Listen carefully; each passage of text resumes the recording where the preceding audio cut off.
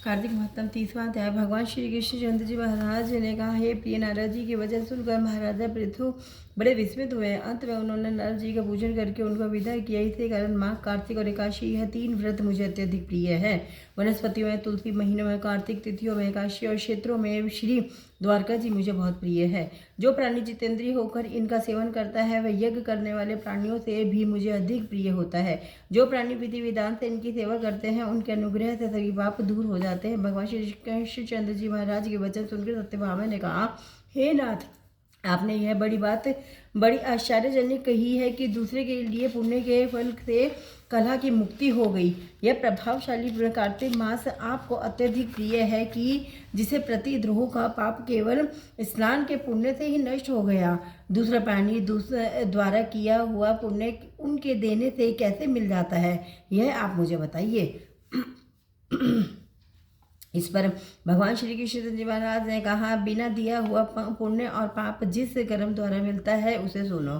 सतयुग में देश, ग्राम और कुलों को दिया पुण्य या पाप मिलता था, किंतु कलयुग में केवल कर्ता को ही आप पाप पुण्य का फल भोगना पड़ता है। सत्संग न करने पर भी यह व्यवस्था कही गई है। और संसर्ग जैसे पाप व पुण्य दूसरों को कैसे मिलते हैं उसकी व्यवस्था सुनो।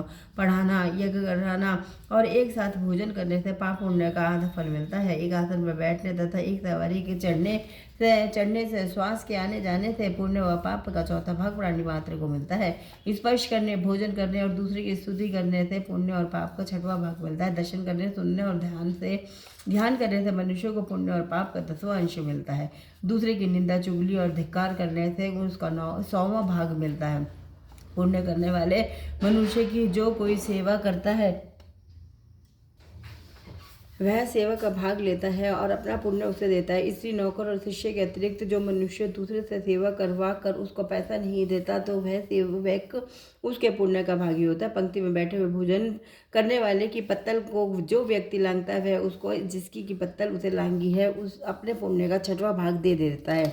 स्नान और ध्यान आदि करते हुए मनुष्य जो व्यक्ति बातचीत करता है उसे स्पर्श करता है अपने पुण्य का 6वां भाग दे डालता है। जो मनुष्य धर्म के कार्य के लिए दूसरों के लिए धन मांगता है वह पुण्य का भागी होता है। ठीक उसी प्रकार जिस प्रकार दान करने वाला पुण्य का भागी होता है।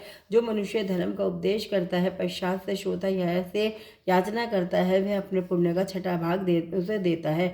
जो मनुष्य दूसरों का धन चुराकर उससे धर्म करता है वह चोरी के पाप का फल भोगता है और शीघ्र ही धन निर्धन हो जाता है।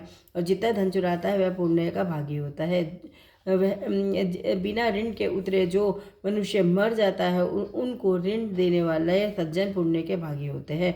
शिक्षा देने वाला, सलाह देने वाला, सामग्री को जुटाने वाला तथा प्रेरणा देने वाला, यह सब पाप और पुण्य के 6ठे भाग को प्राप्त करते हैं। राजा प्रजा के पाप के पुण्य के 6ठ अंश का भागी होता है। गुरु शिष्यों का, पति पत्नी का, पिता पुत्र का, स्त्री पति के किए हुए पुण्य का 6ठा भाग पाती है। पति को प्रसन्न रखने वाली आज्ञाकारिणी स्त्री पति के किए हुए पुण्य का आधा हिस्सा लेती है। जो पुण्य आत्मा पराये लोगों को दान करता है वह उनके पुण्य का 6ठा भाग प्राप्त करता है। जीविका देने वाला मनुष्य जीविका ग्रहण करने वाले मनुष्य के पुण्य के 6वें भाग को प्राप्त करता है।